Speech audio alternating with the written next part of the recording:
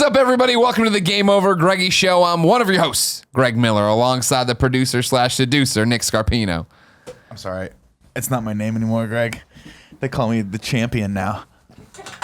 Sweet subtle lean there. It was right in arm's reach, right where you want it. If you're listening to the audio version, Nick is holding up the Kind of Funny Nintendo World Championship, which he beat me for yesterday in a game of 1-2 switch Zen, which is basically yoga. He beat you in Zen. I should have. I made them. That's the pure one, Tim Gettys. Hello, that's him most. This is our special guest, Jeff Cannata. Hey guys. Hey Jeff, how are you? Thanks for inviting me here. This is lovely. Oh, thank you for coming. Because you're a special guest, you may touch the belt. Get away from me. This is an amazing piece of hardware. Is what this is. For the record, Jeff, Custom made. I've always been the Nintendo World Champion here. Well, now, Tim doesn't seem like you are now, Tim though. had the title for an embarrassingly short, like 15-second title reign at Sydney. I'd give RTX myself Sydney. at least 25 seconds on that. Okay. Before. And then I made the plus mistake game, of, maybe I a said I minute. needed challengers on the morning show, so I challenged Nick to see if he wanted to challenge me. And then I said you could pick the 1-2 switch game. And I thought we'd do the milking game. I thought we'd do something. And he immediately stopped on the yoga one, and I forgot that he does yoga, and he fucking Am killed I me. allowed to Killed point me. out that you're judging all of Nintendo World Championship based on 1-2 switch? Is that Well, it's rotating. It's gone up in Yeah. the Mario Kart. okay. There was Fair multiple enough. back and forth with some Mario Kart 8. No, Right. there was no back and forth. I always had it through I that. guess you're... Well... At Let's Play Live, I don't remember exactly what happened. There You was were some going to fuckery. win, but then I spit peppers on Kevin That's and what stuff, happened. and like Yeah, things yeah, happened yeah. and got away. I got Hey robbed. Jeff, how That are sound you? like strategy. How you Good, doing? I'm doing good. Doing good, guys. Jeff, if people don't know you, what's the elevator pitch for Jeff Cannata? Oh, elevator pitch. Well, I started out as a child. This is a long elevator ride, right? We're going up 400 floors. Totally rad show maybe from the old days. I do a few shows now, including DLC on the 5x5 network. I do the Slash Filmcast at slashfilmcast.com, and I do We Have Concerns with Anthony Carboni. Don't like that guy. Never heard of him. Yeah, no, I don't either, and also wish I hadn't. Yeah. Well, we're happy to have you. It's one of those. You've been one of the most requested guests, I think. Is that so? Yeah, people are I'm always so trying to get us together. Delighted to hear that. Yeah, no. Yeah. And it's funny, like we'd been obviously in the same ecosystem forever, but I felt like I never really hung out with you. We met in passing, this, that, and the other, until I went down to do We Have Concerns with you and Anthony. Which was an awesome episode. If people haven't heard that, you did actually 2 episodes with us, a regular episode, and then we did a fun sort of like looking into you and your life, and you got really, you were really honest about some really cool stuff, and it was an amazing episode. I was really touched by that. Oh, thank you so much. Yeah. I was blown away by when I went down there how good you guys were. If that makes sense, like It does surprise people. Well, it's just the way of like when we do this. I mean, like I think for us, we're together and we do so many shows together. You don't think about how all right, we're going live and you turn it on and do that thing. Yeah. And even when we turn it on, that means Nick is going to say butthole. He's going to be gross. He's going to reference Colin's mom. I'm sorry. Again, you need to refer to me as either champ. I have to call you every or time, the champion. so I can't say just Nick anymore. The champion, if you were in a Nick is formal done. circumstance, you have it's like the ustedes. All right. You know what I mean? Sure. It's the ustedes. I hate you. But it's just us cranked up, whereas you guys got like really professional in like in terms of like your rhythm and everything else. You guys were dynamite. You're awesome. Thanks. Yeah, no, I appreciate it. I think that's the weird thing is I think you guys probably have experienced this, that you can like find people where that just happens. You know what I mean? Yeah. There's people where you have the same rhythms with. Right, and right. Anthony and I found that like the first time we did a show together. And it's cool when you find those people in the Yeah, world. You know? definitely. Clicks. Yeah. You have, Switches on. I think they call that chemistry. That's what they call. They got that chemistry. That's one. Now, champ. Before we go any further into this episode, Ustedes. I feel like we need to address the other elephant in the room. Kevin? No. Kevin's more. What was he? Was the manatee? Manatee. Isn't that his spirit animal on Hunter Pence's wedding? They got the less formal version of that's the sea cow. Sea cow. Yeah, We what's talked up? about this earlier. Just the fact that it happened again. No. And we're wearing the exact same shirt and we're sitting next to each other. They I say like if it. you can't be it, you Oh, gotta fuck copy it. God damn it. If you didn't know, this is the GameOverGreggy show each and every week. 4, sometimes 5 best friends gather on this table, each bringing a random topic of discussion for your amusement. If you like that, head over to patreon.com/kindafunny, where you can get every episode early along with a bunch of exclusive I perks totally and goodies. forgot about that. I thought you were laughing about Kevin like Yeah, fucking just shredding a box over there in the intro. That box No, needs I'm used to shredding. that. That's just white noise at this point. I don't see that anymore.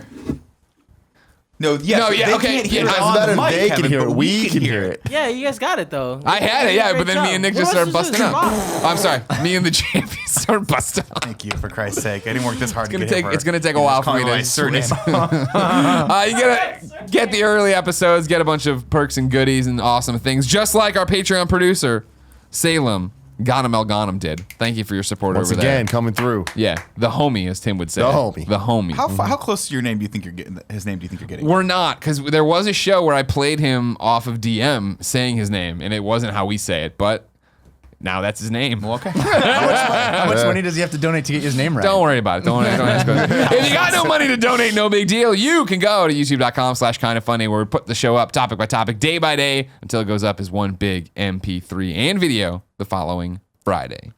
Jeff Cannata, Yes. as the special guest, we start with you. Oh boy. What would you like to talk about? Pressure. I don't know. You guys kind of stumped me, and then I was thinking I could talk about being a dad because that's new in my life. We're not How new is dads. it? Well, that we know of, Nick. Why you look? All right, fair. Does he have to? He can call you Nick. I have to He's call you. on my training team. Like he's in my corner. He's my cut man. He's the- He's actually my cut. We're in a hype stable man. together. We're like tag team champions. So you're able to use the two.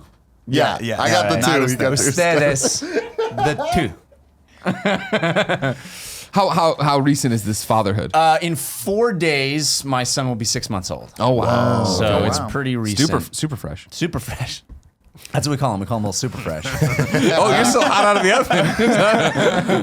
oven. Yeah, no, it's amazing. And the weird thing is, I was never one of those guys that was like, I'm gonna be a dad someday. I'm definitely gonna be a dad someday. I was never sure that's what my life was gonna hold. So were you against it ever, or was it just There that you're was, like, I mean, my mom literally thought I was never gonna be a dad, only because I would always say I'm never gonna be a dad. Yeah. that's how But you got you gotta like let expectations be low, Yeah. set them low, and then mom will be kind of pleasantly funny. We surprised. know all about Yeah. setting them low. Yeah.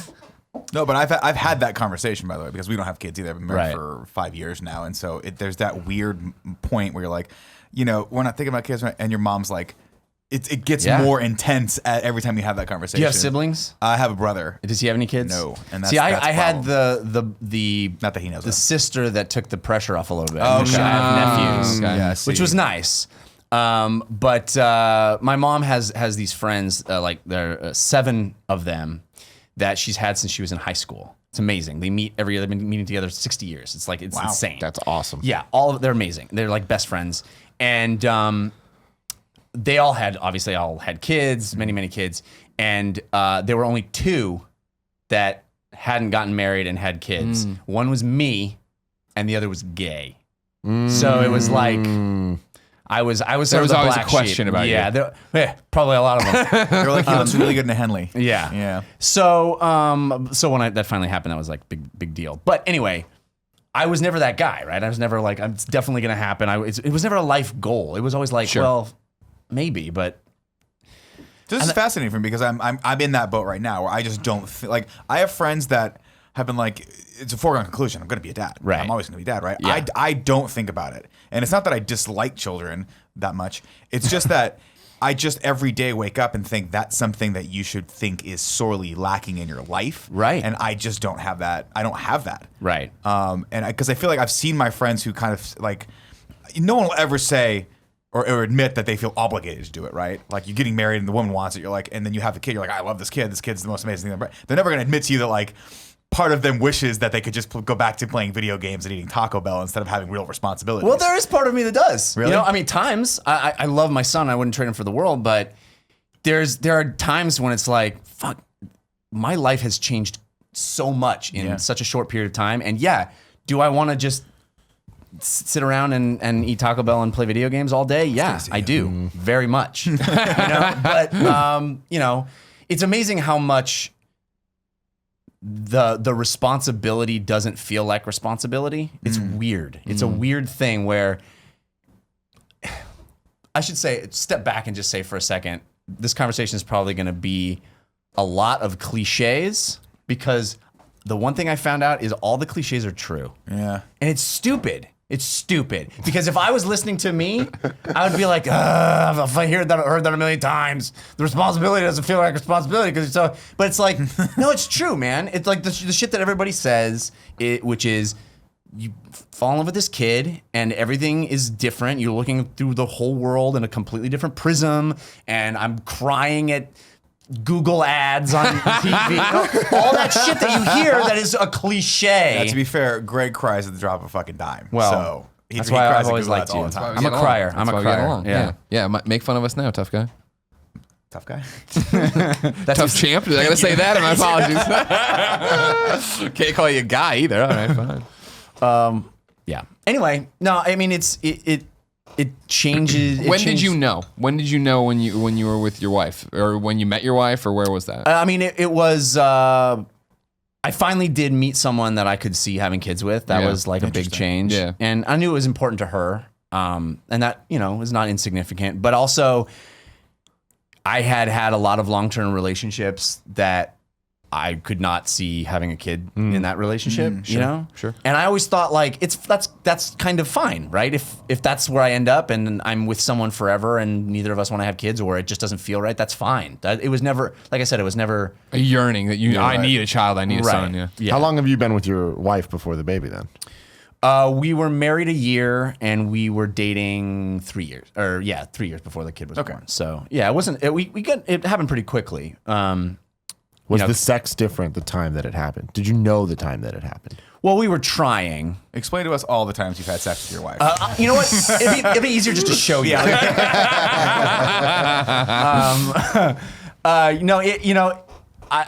This is weird. I didn't expect to say this, but I saw this Charlie Rose interview years ago, like when I was in high school or early college, and it was with Norman Mailer. And Norman Mailer had this philosophy that like the sexual energy that you put into the making of a child gets like transferred into the kid. And I always thought, it was always in the back of my head, like if I ever have kids, I want it to be fucking awesome. I want it to be like that time we're making a kid. I'm putting it all in there, baby. Like I imagine Tim's would be a Disney fireworks show. Behind it, and, like there's a fucking electric light parade. Cisco comes in. I was always confident, but then you get to the point where you're trying, and your wife's like, well, now is the time where it's. That's another thing. Whatever it is, yeah. When I was a kid, I thought if I brushed up against a girl the wrong way without a condom on, baby happens, which is like, it's really hard to get a baby to come in there, to arrive in there. It's not easy. There's only a very short window. How long were you trying? We weren't trying super. I mean, it was Your boys could These swim. Cannata just cheese. say no. It was we weren't trying very long, but it was like she was aware of like okay, science here's of our it. window, and she goes like okay, now's the time. And I'm like, I'm not gonna just like do it to do. We gotta the energy has to be right, man.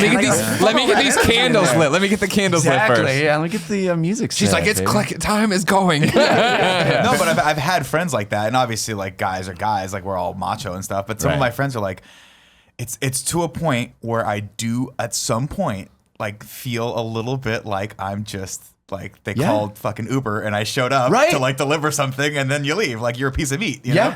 Yeah. No, it's Especially it's if it's certainly like, true. It takes longer than a few months.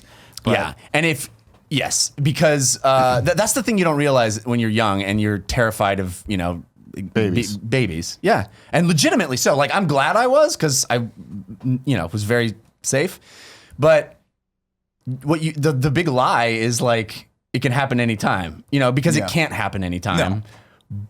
But having said that, I'm really glad I was safe, and I wouldn't recommend. I was going to say, anyone so not- you're saying everybody can just fuck without condoms right no, but now? it's like there's a very small window when I actually can make a baby. 'Cause, but yeah, but for kids, obviously, Right. they're dumb. right. As am I. Yeah. Well, the So- irony is that just that assume it small can happen window anytime. is the exact time when the girl is like most ready to go because like science and nature is telling the her like hormones are let's kicking do in, this. like, yeah. So that's why it tends to happen. But it's not a foregone conclusion that it's going to happen. Anyway, so we were trying, and I still it's really scary, and your wife is pregnant and. You're like, I'm constantly wondering about how the world is going to change, how my world is going to change. And, we're guys that play video games for a living, right? It's not exactly dad material traditionally. And it's not exactly a lifestyle that's conducive to raising a kid. I mean, maybe it is. I don't know. I'm going to find out. But Thanks for testing the waters first. I feel like it is because I mean, I don't know how you guys' parents were, but like my parents' generation was like my mom basically took care of us and my dad worked 24/7. Right. And like when he'd come home from work, he would eat dinner with us, and then go up to the office and work more. Right. And so I feel like it can't possibly be a bad thing that your dad's really into video games and like loves nerd culture and like loves movies and loves all these things that like you're probably going to be addicted to. When well, you're a kid here's anyway. what I've been thinking about that. It's funny. I've had this conversation a couple times with my friends. My dad loved cars. Loved working on cars. He was a child of the 50s. My dad too. Go out to the workshop, fucking build a car. Let's look in the magazine at the sweet ass cars that I couldn't give less of a shit about cars. I do not like cars. I'm not into cars. My dad so often when I was growing up, come out to the garage. We'll work on the car. Every Saturday, my dad's like, I'm gonna go cut the grass. You want to come out there? You want to tinker with this? No, I don't do any of that. Dad. I want to sit Nothing here and play this. sounds less fun to me. Yeah. So my worry is that like it's all gonna come around, and I'm gonna Your be like, kid's gonna be like, can I get a player baseball? two? Yeah. And he's gonna be like, no, He's like, dad. no, I'm fixing my brakes right now. Yeah, exactly. I don't know. See, for me, I had the same experience. My dad was one of those guys that like never like it broke his fucking heart if he had to take the car in to get serviced because he felt like he could do it himself. Right, mine too.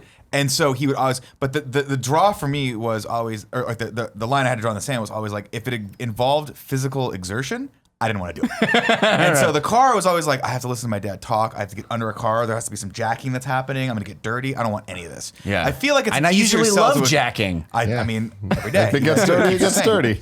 But I feel like it's an easier sell to kids these days. Where you're like, you get to stay indoors. It's air conditioned. You can drink and eat at the same time. The And we're laziness angle. Yeah, it's relaxed. It's relaxing. What you I know? tell myself to try, because that is my nightmare, that I'm gonna have a kid, and totally, your kid's gonna be a lawyer. Let's go play soccer. Let's do all this. I'm like, fuck, man, god damn it, where'd I go wrong? I can't speak for you, and I can speak for my own father who was like that, but like.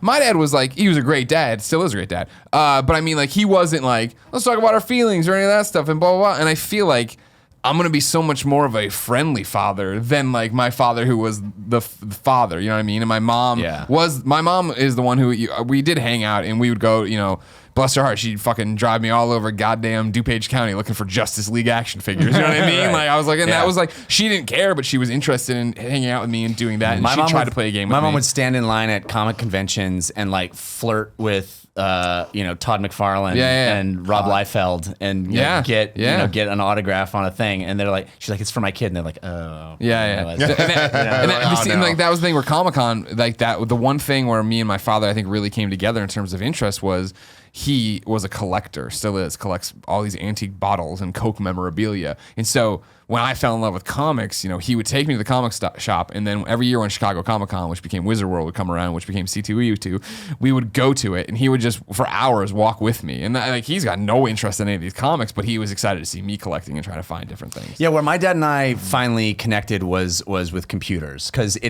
he was an engineer as well and a big nerd, but I think my version of Under the Hood was Under the Hood on a computer, and we bonded there. Like I wanted to put together a PC, and I taught myself BASIC, and I wanted, that was where I nerded out. And he and I would go to, Bay Area swap meets with the old computer fairs. Wow. Yeah, and I would thumb through all the shareware titles and get all excited, and we'd look at all the new. I'd save up for a CGA video card. I mean, I'm a little older than you guys, but that's where we bonded. It was like my version of working on a car was computers. Now here's something that I've been kicking around, and I want to know where you come down on this.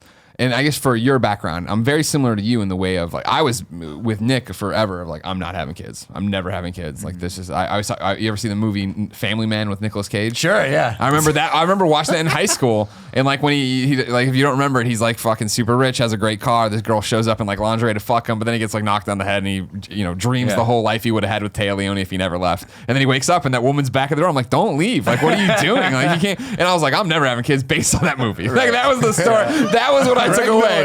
I'm like, I don't want to do that at all. Never base your life on anything, like any movie that Taya Leone was in. Taya Leone's awesome. I thought you were gonna go Nick Cage, because I think that's even That's scarier. amazing. The champ over here bases his life on The Rock. You don't have to worry about that. enough. But then it was that, I met my current girlfriend, film, Jen, not or the whatever. And like on that first date, she said, blah, blah. And she's like, I think, maybe I want to have 2 kids or whatever. And I remember in my head going, okay, And then and then in my own head, I'm like, wait, what? Like, wait It's a second. amazing when you meet the right person, right? Right, Yeah. exactly. And that's what I came, in the next few days came to grips with thinking about it was the fact that I guess I just not, no offense to my other long-term relationships, are just like, that wasn't where I should have a kid, and this woman is who I should have a kid with, and that's what this relationship is. And so now it is that thing though where, and granted we live in small San Francisco apartments, but now we're to the point where I don't know how far out kids are or whatever, but like when I'm in Target or something and I see really cool like Legos and stuff, I'm like, should I buy this and start storing like the cool Superman stuff? Because I tell you what, I was back in Missouri years ago. It will be there when the kid comes. I was there back in Missouri years ago, with one of my best friends from college, who's family, and she has now 3 children, but at the time 2, and they are these fucking let's go play sports. Let's get who wants to go in the back and throw baseballs at me. I'm like, I brought a Vita. Don't you want to? Would you like to see? Would you like to see Freedom Wars? Dodge him. What do they do? In their defense, you brought a Vita. Hey, fuck you. But we went to the Walmart, and it's a sprawling Walmart that we don't get to see here anymore. And like we're walking down, they wanted to go look at baseball bats. I'm like, all right, fine. And we're walking, and then we cut down one of the toy aisles, and I stopped and looked at it, and it was my dream when I was a child of, it was like not Fisher Price, but like those like smaller kid toys, you know what I mean? Those middle ranges. And it was every fucking DC character. And I'm talking like super, like Anti-Monitor and stuff. I'm like, this is like, I remember, I will never forget Tim. Yeah. In this issue of Superman, when he still had long hair after the death, right? He was fighting somebody and they broken through the wall, and there was all these Superman toys on the wall. And I was like, that's the world I want to live in. I don't care that I might get crushed by a monster smashing into the toy store, but I want that. And then to see that, I was like, fuck. And I haven't seen that display since. And I'm like, fuck, I should have bought them all. I should have bought them all right there and just had them. Oh my God. Have we mentioned how Kevin's hair kind of looks like Superman? Yeah, when he came back. Yeah. Yeah. Well, I mean, There was that death of like when Superman came back. I want to see Kevin do a fucking jacked up cosplay. yeah, he does have. But I mean, if we're talking about people who look like things, Yeah. Oh, here we go. Sorry about this, Jeff. like I mean, Sweet Jesus. it's down. wearing the same shit. Yeah, I did not do that on It's purpose. this. It's the wedding ring. It's the 5 o'clock shadow. I swear to God, I didn't wear this shirt for that reason. That is For really everyone listening weird. at home, he's holding up a statue of Nathan Drake. I'm holding up Yeah. the Uncharted 4 Nathan Drake statue. That's awesome. It's weird. I that forget wore you've that shirt. done. Did you do cosplay or a Halloween cosplay? I did a Halloween costume a yeah. while back. Yeah. No, You look that's great. awesome. Thank you. No problem. There you go. I'll put Appreciate it back it. over I'll there. get that away from my belt. Thank you. Sorry, Chance. Don't let it happen again. So then, what's been? I know Kevin's yelling, so I'm yelling because Kevin will yell and I'm not by the microphone. So what? It was 6 months in, like. Yeah, it's been awesome. I mean, it is a complete life change, right? I tell people that I realize where the term babysitting comes from, because that's all you're doing with the baby. Yeah. You're sitting. That's all. I spend hours I'm sitting right now. What am I doing? I can't do anything else. I'm just sitting and making sure it's not dead. You know? But he's awesome, dude. And I've become that guy that I hate. I'm sure you guys have all been with people that have kids where like you're in a conversation with them and they're like, yeah, no, stop it. I'll go over there in a second and I'll get, they're like half in the conversation with you and half not. And it always bugged the shit out of me. I do that. I'm the guy where I'm like, oh, I got pictures. Do you want to see pictures of my kid? Yeah. How much has do your all that Instagram stuff. changed?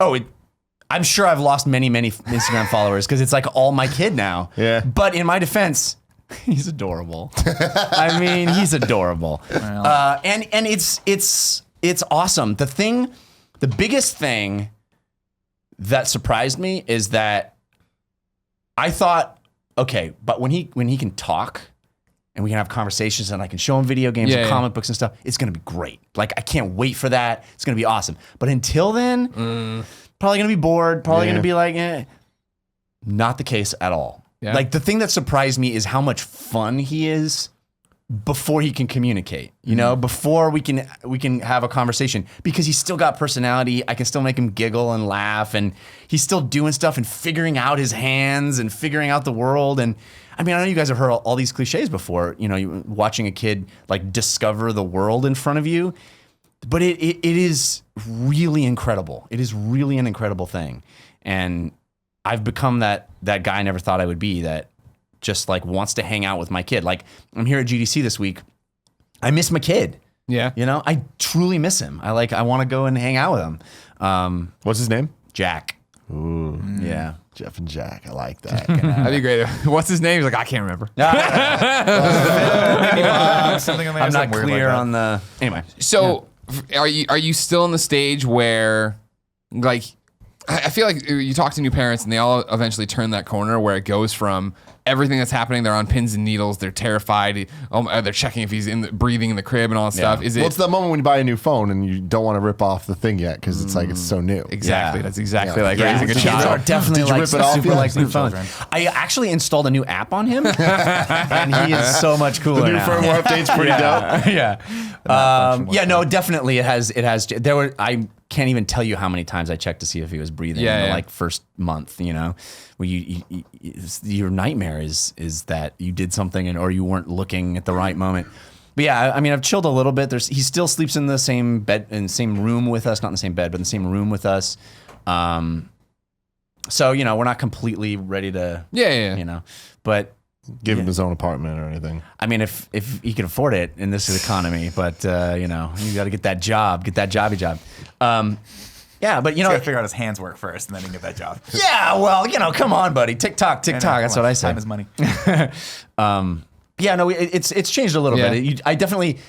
There's another thing too, which maybe you guys can relate to, is my sister had kids, and I've had friends that have kids, and there's always been that moment of like, you want to hold the baby, and I want to be like, no, I'm gonna break it. I don't know how to do that. Yeah. As soon as I had a kid, I was just like scooping him up and feeling comfortable holding him, and Are you doing? Can you do wrestling moves to him yet? Like, do you a little bit. I can like hold him upside down, Yeah? and Yeah. he has the neck strength now to be able to like handle that stuff.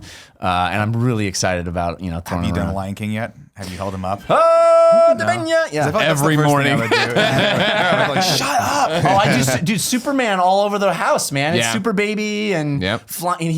The thing that's crazy is babies can like hold their bodies horizontal like very easily. They have. Well, they're so small. I couldn't do that. Them real people. Yeah. What were we talking about earlier? The proportions. Yeah, are the all proportions fucked are up. all wrong. Yeah. Right. They're Yeah, all Greg higher. earlier was talking about fighting babies, so just be careful. But Oh, But my baby would kick the shit out of me. that I believe. Clearly, this gene pool. Well, that's awesome, man. Yeah, Congratulations. It's great. I recommend it. It's a weird thing. It's it's not something you'll ever feel ready for.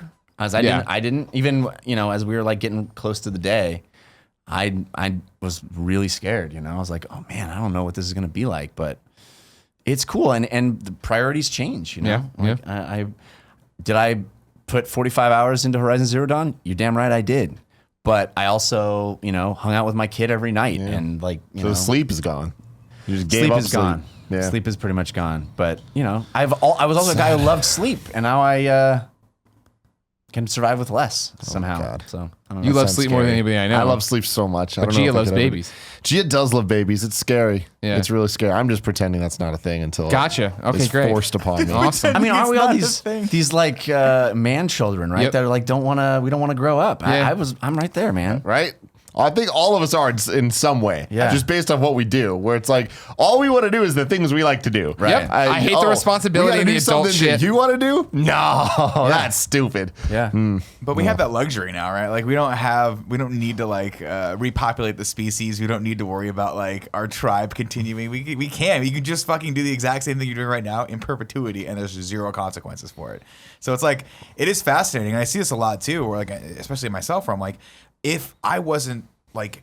Because my wife has never wanted kids, and I'm okay with that. It's kind of the opposite of what you're talking about, right? Where I see myself just living with her and traveling with her for the rest of our lives, being totally happy. That's a pretty amazing life. But like, I don't know. I do question that sometimes. I'm like, what would it be like? Am I on that line? If I met someone that was like, I'm super into kids, would I be like, oh, okay, let's do that? Or would I be like, oh, no, this is making me totally uncomfortable, and I'd have to like look inside myself. I just don't know. It's Do you very ever weird. think that you like wake up and you're 65 and you're like, I wish I had a kid? I wish there was someone. There's some part of me that thinks that I will at some point. Yeah. So the pressure's not here for me because I guess as guys we don't really ever feel that pressure of like we need to do this now. Yeah. But I just always when I look down the road, I always assume that I would like, and I'm not joking when I say this, like adopt or Oh, wow. have That's some great. other relationship like that in my life. I just don't think Because about it. there's a part of me that thinks that adults who don't have kids can live like superhumans because you have like all of this disposable income. Yeah. You have complete freedom. You can go anywhere on the drop of a hat. There's something magical about that. You would think though, but here's the problem. All of your friends have kids. Yeah. So the only people you can hang out with is each other. And this is what my wife and I are now discovering is that like, thank God I have these guys, but as soon as these guys start growing up and He doesn't you know, call us on the weekends. We don't hang out with him. I don't want to You see guys hang out a lot, but that's the thing I wonder is like at 65 and you're having like this Christmas where you're like, did you open your present? Yeah. Did you open mine? Yeah. And now let's. Now here's the thing. no. Here's the Don't thing. bring Christmas into this. You know what I mean? No, I'm just but like, Here's the that's what thing. people Here's think. the flip to it though, is the fact that I hear you on that, and I understand how that would be a thing. And when I thought I didn't want kids, that was something I would think about. But it's also the flip of I feel like I'm a bad son. Like I don't go home enough, Yeah. and I wonder if the life I lead of traveling the world and doing this and being super busy out here and like literally being that song, oh, you know what I mean, of Cats in the Cradle, is that more painful on my parents? You know what I mean? That I'm not there. do you want to know how you'll be a way better son? Sure. Have kids. Yeah. You will become the best son. Because A, you want the help. And B, like come visit for a year. Yeah, you become, there's that thing where you're around your parents where it's like it's awesome for a little while, but then at a certain point you're like, okay, well I've run out of things to do and say, and I kind of want to just back to my We're life. just killing time Yeah. between meals. You know what fills all that time? Yeah. A kid. Yeah. Because it's just they're excited to be there. Your parents are excited to have it in your life. You're excited to sort of see them with your kid. It's just, and there's this wonderful familial thing that happens, and you just become a better. Like I talk to my parents way more now than I ever did. Interesting. Now, I know we're getting long on this topic, but I have one more question for you.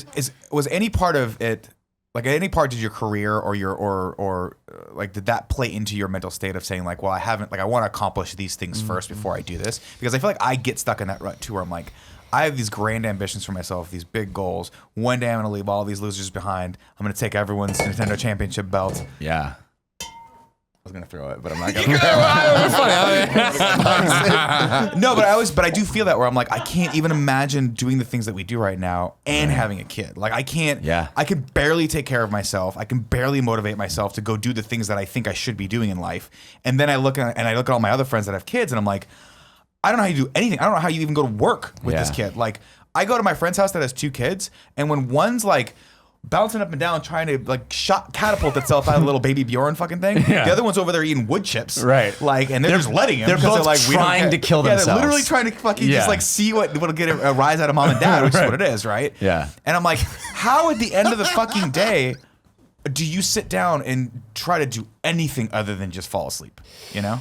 Yeah, I mean, I'm just at the very beginning of that, and I can already see it. It's really, really scary. Like, there's so many Netflix shows I'm not watching, and that's kind of a weird thing. And it is true. The career. I mean, I thought by this time in my life I'd be on TV, and I studied to be an actor. I am an actor. I've acted in things, but I always thought my career would be farther along now by this point than it is.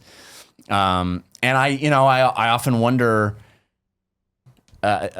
what I'm doing with my life and whether it's now in the context of like, is this going to be good for my kid? Is this So you're like, I mean, not to say that your career isn't great, but your priorities now are. Just sound like they've just shifted. 100%. And like I said, that's one of those cliches that you hear, but it's super true, and it's really real. Like my wife, she's not.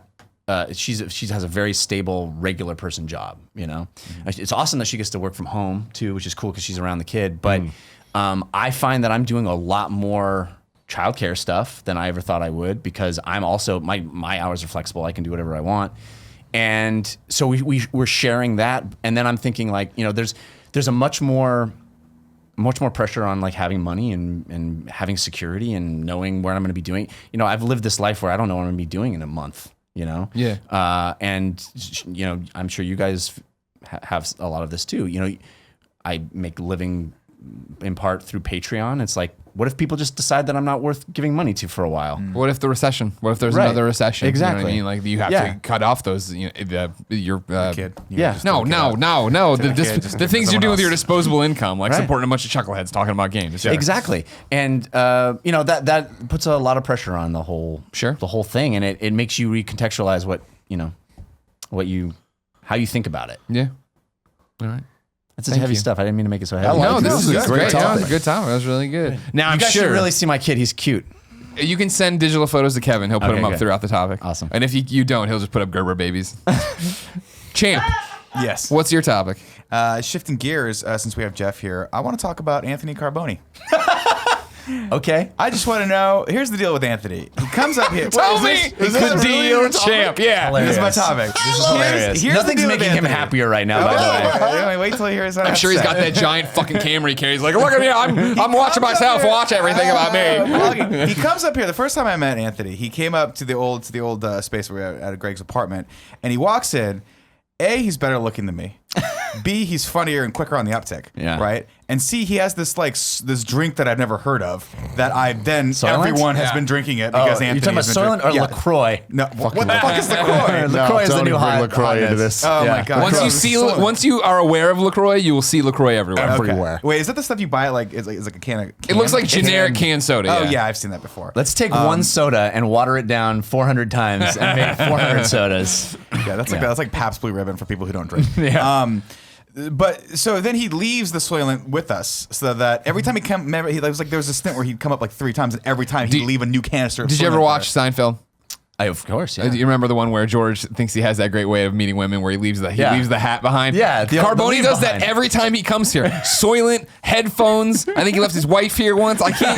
There's always something for him to come back for. No, but on a real note, tell me all about Anthony. How did you guys meet? How do you I guys know love each this. other? I love this so much because first off, Anthony is the fucking best. He's a G.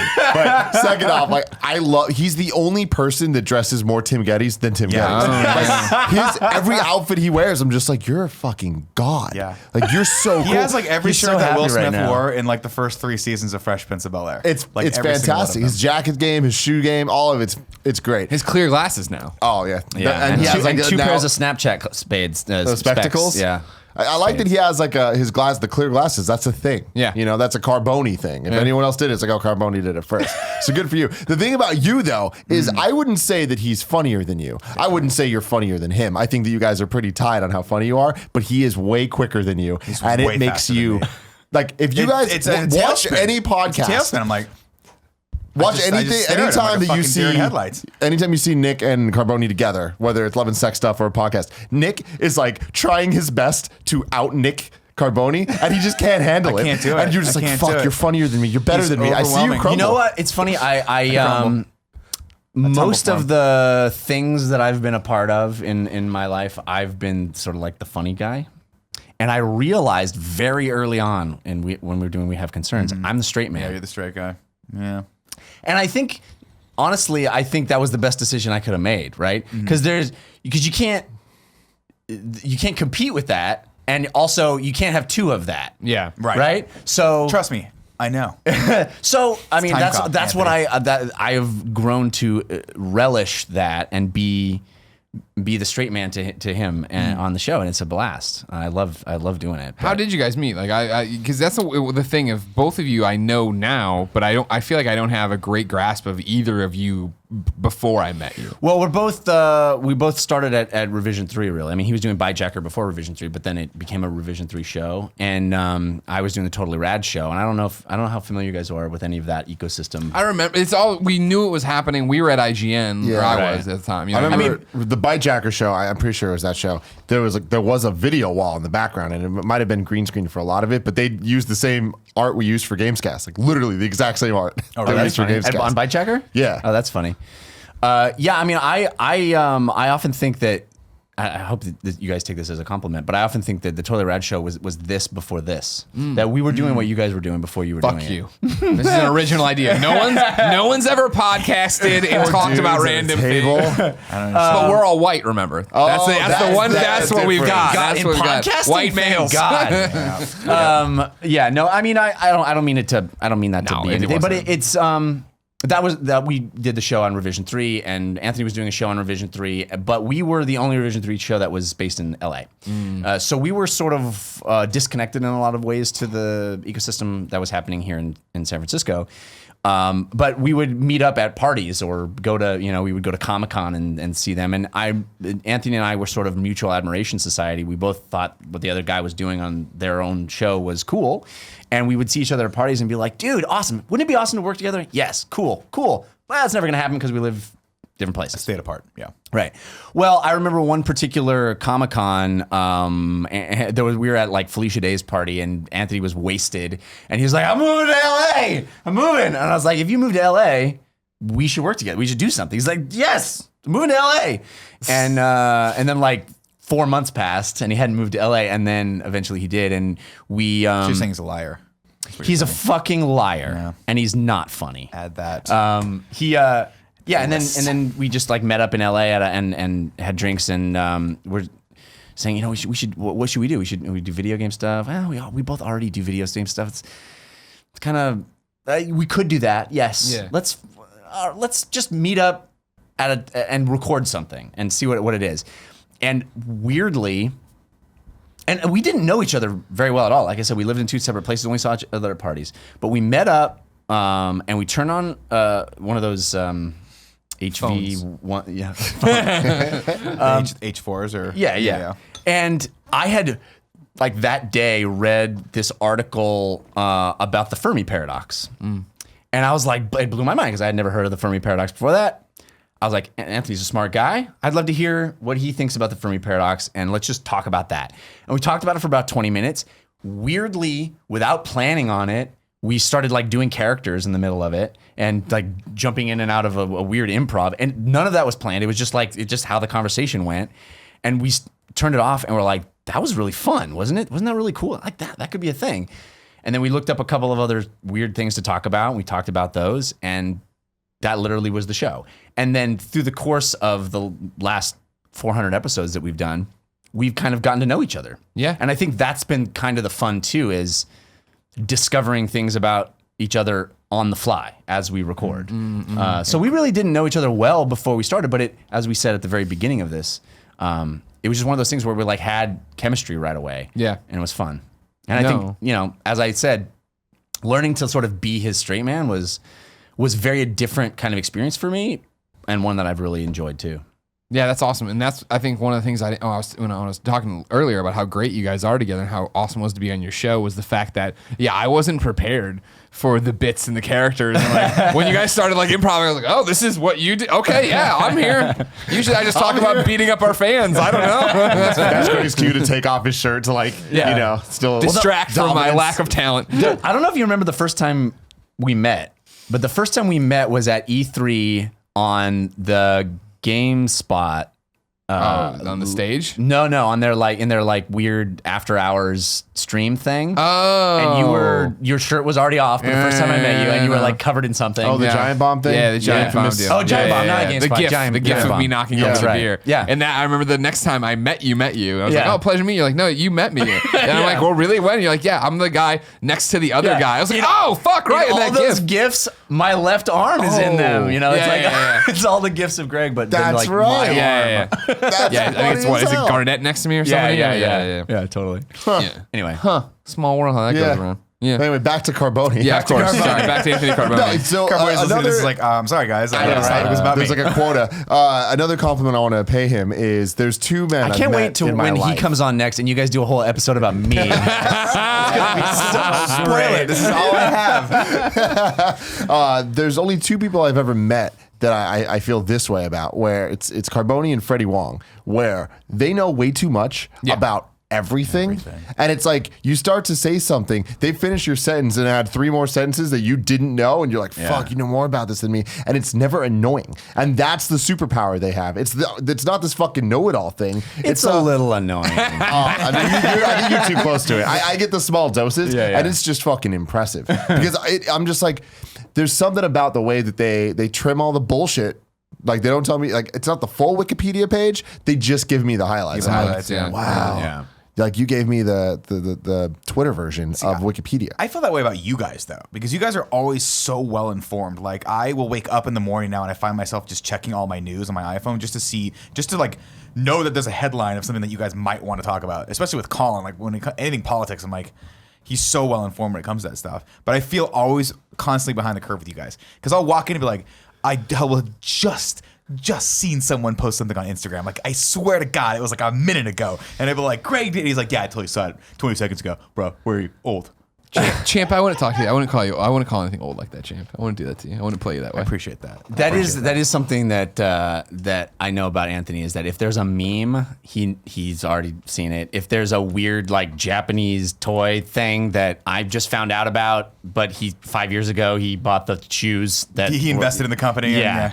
Brought it public. Yeah, I'm definitely not anywhere near as cool. It's sort of like that, like subversive, cool, hipstery thing. That's the problem. None of us are as cool as Anthony Carboni, and that's the problem, because you want to hate him. And I remember watching him from the outside for the longest time, and I'm like, oh well, this guy's probably a dick. He's one of those host people, and you meet him like, oh fuck, he's super genuine and nice. God damn it, I hate that so much. Yeah, no, I mean it's funny because like when you're in the industry and stuff, like I am like a student of internet video, so I like to watch all this stuff and see what everyone else is doing. And I always remember seeing his stuff at Revision 3 and being like, where does this dude fit into this? Because it'd be like Scoville and Sessler and then him, and I was just like, he seems out of place in this somehow. And then it was once I saw him doing his own things in random ways, I was like, huh.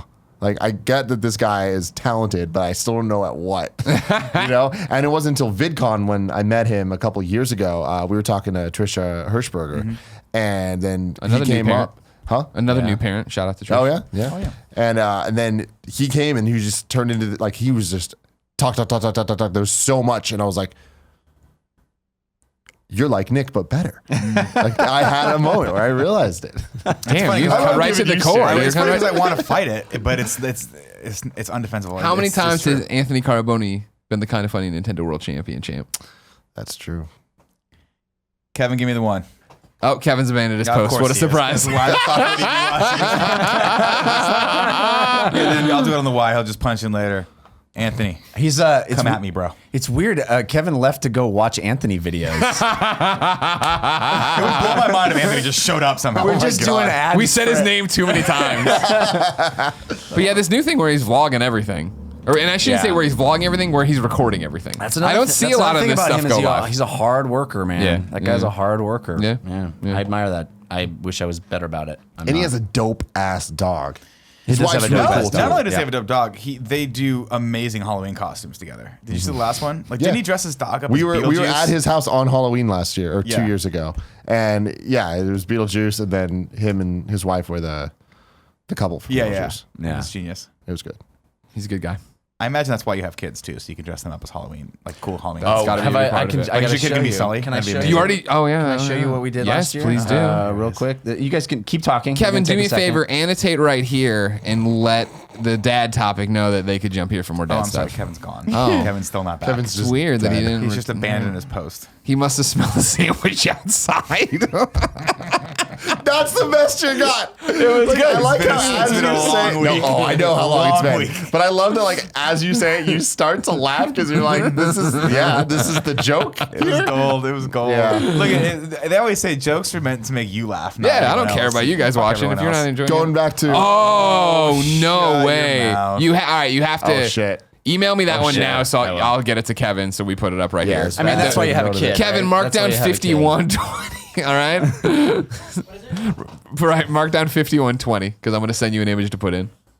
5120? Yeah. Yes. You can just send me it now and I can put it in. Oh, it's on his phone, Kev, and just don't. You're the one who abandoned your moment's post. gone, Kevin. The You abandoned moment's your gone. post. You abandoned your post. How was the sandwich? How was the sandwich? Was it? What did it look like? What did it smell like? We just gave you so much shit, and you have no idea. We just tore. We gave you a lot of your notes. ass They're down. probably roughly at the 47 or 48 second or 48 minute mark. You Yes. need to punch in on the belt since there wasn't a camera there. That's what Champ asked for, and he's the champ, so we got to give him what he wants. I don't think I can punch in on stuff anymore. I guess I can do it digitally. Yeah, you got Adobe Premiere, right? You just blow up the image No, size. I meant with the cameras because of the new lenses that we're using. Sure. Well, I mean, yeah, it's fine. So I just mean, so you could have know. just gone, the one that we asked for that you weren't here to switch it to because you Like saw that? the sandwich outside. So it's used as like fat shaming thing, huh? Even though I was going to do, doesn't matter. I hate you guys. It I is- know you're working hard Kevin, in there. don't give him what he wants. Don't give the monster his food. I'm the monster. I think we're all the monster. You're being demanded to be called champ today, and I'm the Everyone- monster. I'm not. It is my fucking birthright because I am the champion. Champion. When you put as much time and effort into winning this beautiful son of a bitch as I did, Tim, then you can call yourself champ. I did. But until once. that, you had it for 15 seconds. Exactly. Like You're Grace not even on crammed his some level. peppers Anthony down. Carboni once gave me a jacket that was so fucking cool that when I wore it outside, the group of people I was with was like, Tim, you need to be stopped. Like, this jacket is too Tim Gettys. And I was like, Anthony Carboni. They are. He There. looked cool wearing What it. is that old Saturday Night Live sketch? Bill Brasky. Oh, yeah, Bill Brasky. once gave me a jacket. But I mean, that was during the Power Rangers Voltron shoot, and that was, I think, a great example of how genuine Anthony is. That he just knew you were going to be there, and he's hey, you like clothes like I do? Ha ha ha! Here you go. He's like the Speed Racer. Anthony Carboni's like if the Joker was a good guy. That's really good. Like he didn't go the evil way. I loved it though because he was like, "Oh man, so I got this super dope jacket, but it's too big for me. So I thought of you." And I'm like, "Fuck yeah, you need to do this more often. Fuck up and get bigger size shit, because then I benefit from it. We all benefit from this." How do we not tell him that we did this topic, but then record his reaction when he watches this topic? 'Cause I feel like it'll be a roller coaster of Yeah, yeah. really highs, and then we're kind of making fun of him a little bit. Are we making fun of him? I don't know. I was. Well, okay. Earlier, but See? because I'm intimidated by him. Because I'm intimidated by him, honestly, because I feel love him so inferior, much. and I am the inferior Italian in this group. But you're the champ. My topic is what I'm stealing from Nick. We were out there discussing what topics Nick wanted to do. And he had the Anthony Carboni topic, which I was like, gold, sold, do it. And then it's like, I also got this other one. And then my interpretation of it is different than Nick's interpretation of it. So we're all going to interpret and talk about it. What Nick said was, people I want to be friends with, but I'm not.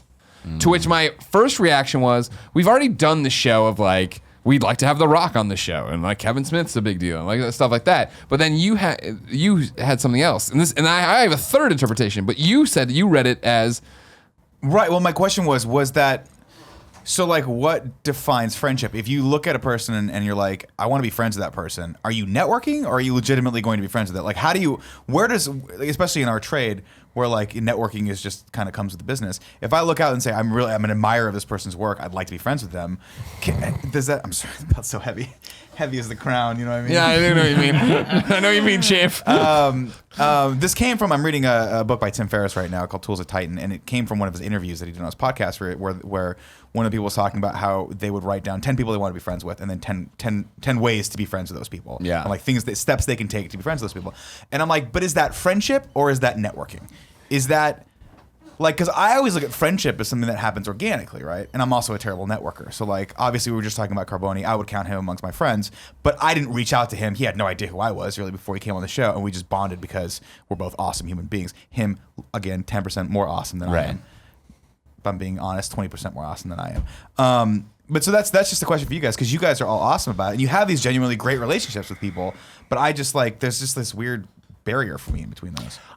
I'm sorry. No, please no, go. I was That's gonna say, I think you can set out to be intentionally get to know someone, Right. but friendship is something that you can't Make force. happen. Interesting. Right. Okay.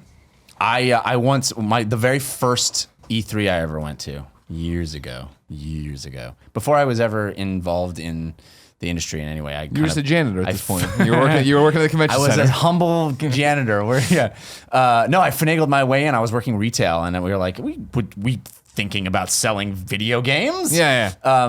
I once followed Adam Sessler around the convention center. I just wanted to see where he was going, what he was doing. I was just fascinated with Adam Sessler. Yeah. Adam Sessler and I regularly hug now. You know, like he's Yeah, a yeah. buddy. He's one of my good buddies.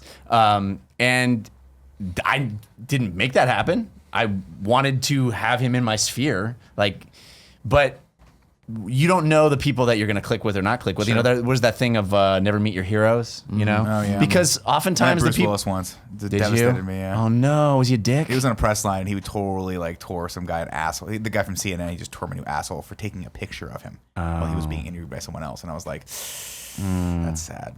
That sucks. But I You still know like what they Die say? Heroes die hard. Damn. I like you so much. Hard. Don't. We're gonna do a topic next week about Jeff. All right.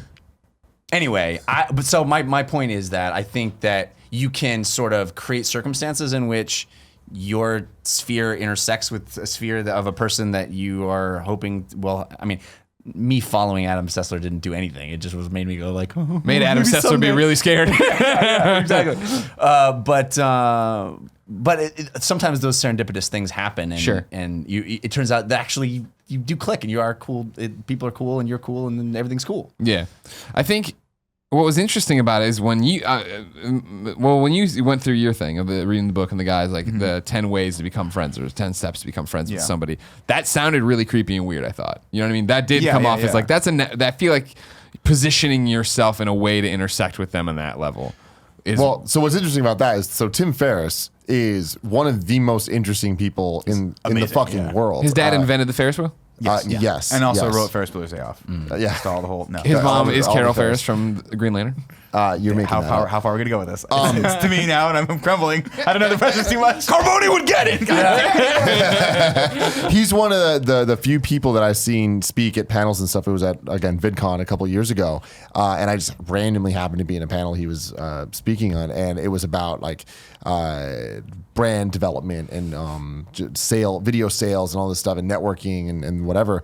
And it was so different than every other panel, because everything else is just like, here's how you be famous. Here's how you make videos. Yeah, here's yeah. YouTube annotations. And here's this dude that's just like, yo, forget that you're making YouTube videos. This is stuff that applies no matter what industry you're in, no matter what you're doing. It's networking. It's getting to know people. It's about figuring out what your goals are and accomplishing them. And he talked about that. Who are the people that you should know to help you do the things you need to do? How can you meet them? Make a list, go through it. And like, I love lists so much. And I think a lot of that has to do with that. Like, I'm Interesting, very goal interesting. I oriented didn't and know you very knew who he was. That's crazy. networking. He's super, again, that He's one very popular, talk. obviously. Yeah. Yeah. And he again, wrote me. so many books. I'm always late to the party on all this. But He's a friend of my friend. Oh, really? Yeah, Kevin Rose is good friends with Tim Ferriss. Oh shit! Well, anyway, very cool dude. But that is different than friendship, though. And I think that no matter what, that is still networking, but it is opening the door to get you into a scenario where it's like, well, if he likes the same things I like, maybe there is that intersection. Sure. Like for me, thinking about it, like I think Rooster Teeth is the best example of it. Like those, like specifically the old guard there. Like I looked up to them and I was like, fuck, I want to be them. I want to be their friend. I want all this stuff. Right. And as Rooster Teeth grew and then we got involved with them over the last couple of years, it's at a point now that I am friends with people there, but then I am also just business partners with people there. Yeah. That's where the difference lies, is when I can walk into a room and just feel absolutely comfortable not talking to people and sitting there, then I'm like, we're friends. You know? But then that That's a begs great the point. That's question, a right? great Like, can that, like, it's a little hard, especially in our industry, where you do have to kind of always be on, and you're always sort of, like when you network with people, there's always going to be that gray area. Like I don't think I ever feel like I'm ever, like I love everyone that I've met at Rooster Teeth, but there's always a little part of that where I'm like, this is business still, so don't forget that. Like don't go full Nick, go like 90% Nick, like Tim likes to say. Well, I'm sorry. No, Can go. I switch this on its head a little bit? Because I want you to switch on its head. Can you remember where you're going to switch it on its head real quick? On its head. Kevin, open the email I just sent you and then do this. So real quick there, you were talking about, the list guy through Kevin Rose. So Kevin Rose. Kevin Rose is your friend? Yeah, we're friendly. I mean, Okay. yeah. Next time you talk to him, you have to compliment him on fucking kicking that raccoon's ass. Oh yeah, he gets that a lot. I mean, it's just this is so one of my badass, favorite right? stories in the Yeah. entire world. Because as a dog owner, if a raccoon was fucking up Portilla, you're goddamn right. I'd grab it and throw that motherfucker down the stairs as hard as I could. Have you seen the looping one? This is it. This is it right here. Yeah, Yeah. there it is. Yeah. So good. The tear in the That's literally raccoon's face. his like security cam that he caught. Yeah. Why So does the raccoon badass. look like it's wearing a fucking kind of funny sweatshirt? It's just that night vision stuff. I remember when this broke and this video came out before it was the endless loop gif of just like what a badass that guy is. yeah, I right? never met him. I didn't know him from a hole in the wall, but like, I would be if- terrified that thing would come back at me, dude. Like, I mean, that's why he's throwing the way he's throwing it. That's not a get off. That's I'm Yeah. gonna break your neck when you hit the ground. Like, God bless him for saving his dog. Yeah. So, anyways, tell Kevin Rose that. Flip it on its head now. I For will. me. I'm sure he'll. Yeah, I'm sure he'll like that. So here's how I want to flip it on its head. I have no doubt there are lots of people listening to this that go, I want to be friends with you guys. The kind of funny guys are who I want to be friends with. And I have no doubt, at the risk of sounding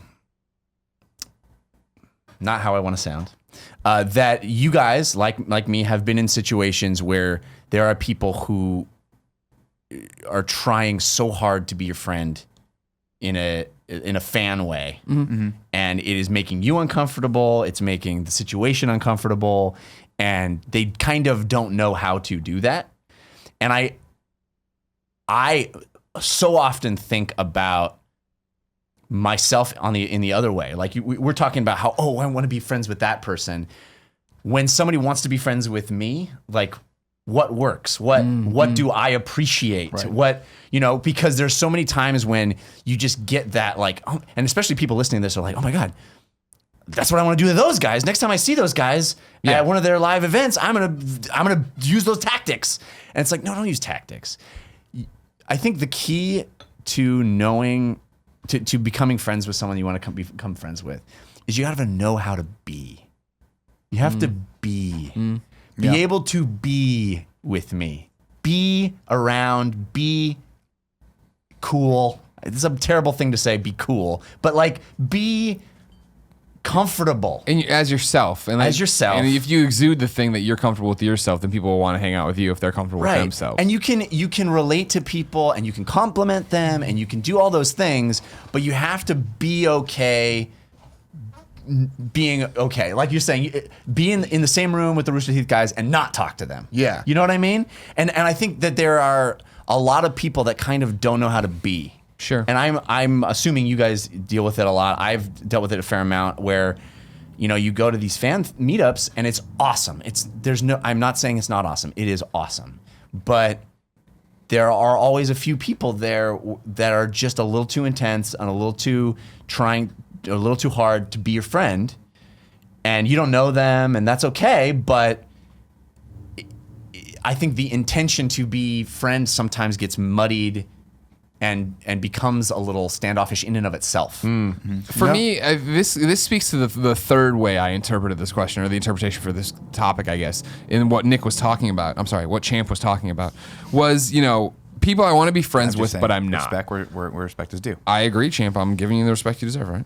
Doesn't sound like it. I don't know. No, but the fact of the matter is, like, when I initially heard people I want to be friends with, but I'm not, I think of the real friends I have now that I'm not friends with. I'm not good enough at this with. The fact that we are all pulled and stretched so thin. I include, we call our audience best friends. I include them in this because it is that thing of, and this is a jumble of a thing, but stick with me, I remember this story about Dan Aykroyd of that he had done some radio show appearance or something, whatever, and there was a meet and greet afterwards, or it was somebody called in, I forget what it was anymore. And basically the guy invited Dan over to his house. He was visiting, doing this book tour or whatever, invited him over to his house for dinner with him and his wife. And Dan Aykroyd was like, okay.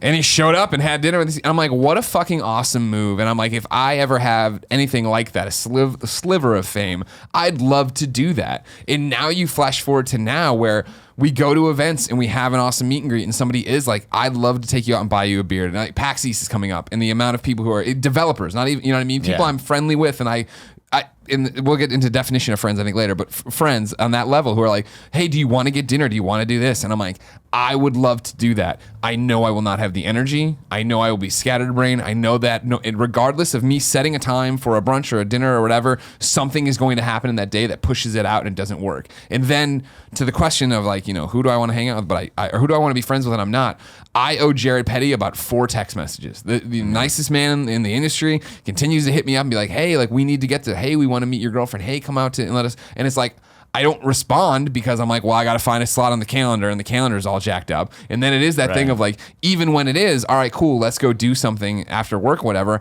I know how exhausted I am at the end of the day and I know I'm not going to give him what he deserves and blah, blah, blah. And it is that weird thing of coming into work every day, going to a PAX or whatever, and I the way I do this job is I leave it all out on the field, right? And so I am a husky at the end of the day. Like last night, a husky? No, just a husk. Oh, sorry. I'm husky all the time.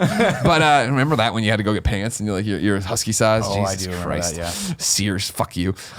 No, it was that, like last night we went out with one of Jen's friends, Lola, who's a friend of mine too again, but Jen knows her way better. And it was that thing of like, I in the Uber ride home, I had my water bottle to my head because I had a throbbing headache from doing work all day, being under the lights all day and doing podcasts and shit. And then got home and then got in the Uber and then like, Jen was just like, you're dying, aren't you? I'm like, yeah. And like, she let me ride in silence because she's a lovely, amazing person. And then I got it together and I was okay. And I built it back up and I was ready to go. But it is that thing of like, it's so hard to psych yourself up to do that. And I don't mean to be like, not answer Jared. And like, I just got out to see Ryan Clemence's kid. And it's just like, there's all these little things. It's just so hard to balance the work and the things and the energy and how you get out there. To your former point though, do you guys have that situation? I have with my wife now. I have many opportunities. I think of them as opportunities where it's like, oh, I can't really afford to go to do this thing, or it's not going to work out. But then some fan will be like, hey man, you want to stay at my place? And I'll be like, actually, that would work out. And my wife's like, are you fucking insane? You don't know this person. Right. You have no idea what's going to happen to you. He's definitely putting a camera in the toilet. Right. Yeah. And that doesn't even occur to me. Right. And then I get into arguments with her quite literally and say, honey, there's no ill will there. And she's like, yeah, not until there is. Yeah. And it's like the one guy that you don't know that I mean, the example for us and for me and Colin incredibly personally, and even me more, is the fact that when we started this Patreon tier, come be on the show and we'll take you to dinner, which meant for the first year and a half, come to Greg and Colin's house where they live. You will know where they live. And it also, I think for the most part meant, I think at the end I stopped just because I was more worried about whatever. You'll have Greg's phone number because he has to text you. There has to be some communication. Eventually I think I moved it to Skype. That's what it was because we had so many international people. But it was like, you're coming to our house, and like the only safeguard I ever put on it was that I'd drop the pin around the corner so that they didn't know my exact address unless they looked at not because I thought they'd murder me, but I wanted that one little plausible switch in your head that if I got there and you were not cool, something was wrong, which I know none of the best friends would be who had money to come out and fly across the country to come hang out with us. Like, but it was that thing of like, all right, cool, like, you know where I live. Please don't be a dick. You know what I mean? Like, this is how it is. And so, but it has never backfired. Right. So, I mean, what you're talking about is just having some level of boundaries, right, between you and other people. And I think that extends beyond just the relationship we have with best friends out there. It extends to basically every relationship you have. Like, sure. And that's something that I'm very cognizant of. Like, even with my family or with like my close friends, I'm like, I have to be able to tell you no. I have to be able to say, I'm sorry. I know it's a Friday night. I know everyone's going out right now. I'm fucking spent, and you're my friend, and I don't need to give you an excuse as to why I need to come out. Like, you just need to understand that I'm just at that place right now, right? But I have a problem with that because I always feel bad. Like, I should want to go hanging out with people and rebonding with them and, feeling what's going on in their life, especially now that all my friends have kids. And I'm like, God, there's like another life form to think about, right? Like, I could go be this kid's uncle, but at the same time, like, and they'll call me Uncle Nick, and I'm Uncle Nicky. Not in that way. Uncle Champ. Uncle Champ. Uncle Champy. Jesus Christ. But I feel terrible. Like, one of my best friends in the world, like, growing up, he was the guy that we'd have sleepovers at each other's house like almost every night. Stu. No, it wasn't Stu. It was Ryan. Stu doesn't have a kid yet. Stu and I still hang. He wants to come on the podcast, by the way. I want Stu on this podcast. I'll tell you right now. I got to get back to his email. But he had a kid, and it took me a year to meet the kid. Yeah. And I felt like, and I've only met her once, and I feel like a piece of shit because of it. But so when I think that way, and then I think about, I want to outreach someone that I admire or someone that I think could be an inspiration in my life, and then I just attach all that baggage to it of like, I'm not gonna bother this person. Like, I don't want to. Like, this person's got such a full plate. Like, I don't want to be another fucking thing they have to do. That was a huge impediment for me. That's a huge thing, and I've recently gotten over it, and it feels awesome that. So often, if I saw Greg Miller walk into a room, or any of you guys walk into a room, I'd be like, oh, I know them. Do they know who I am? I'm not so sure. I'll just not gonna say hi. I'll just be okay. Right, It's fine. right, It's right. weird. I don't want to make it weird. They're busy. And whatever it is, I would talk myself out. I would talk myself down and be like, I'm clearly not. I should just And what I've gotten to is like, say hi. Say hi to people. Absolutely. And Absolutely. it's awesome. And it's when somebody's like, oh yeah, hey, it's like, oh wow, cool. Everything's cool. And it doesn't have to become a whole thing. Definitely not. But I would do that so often where I would talk myself out of even just saying hi. Yeah. And we used to talk about that with the Totally Rad show. Dan and Alex and I had a thing where we said, be a blurter. Because what you do is when you see like, oh my God, that's Mark Hamill. Oh my God, that's fucking Mark Hamill. Okay, I want to say something to Mark Hamill. What am I going to say? I'm going to say, you have changed my life in every way. And then you walk up and you go, Mark Hamill, you have changed my life. And it becomes weird for them and it's weird for you. And it's like, fuck. But if you went, that's Mark Hamill, then they go, hey, and you're like, oh, awesome. And then that was it. Everyone and you're gets done. what they wanted out of it. Exactly. Yeah. No, that's be a blurter. You got to be a blurter Got and it. just don't prepare it. Don't think about it. Just let it happen. Kevin. Oh, you already gave me the one. Good. Nick, blurt Yeah. something out of Nathan Carboni right now. Hey, buddy.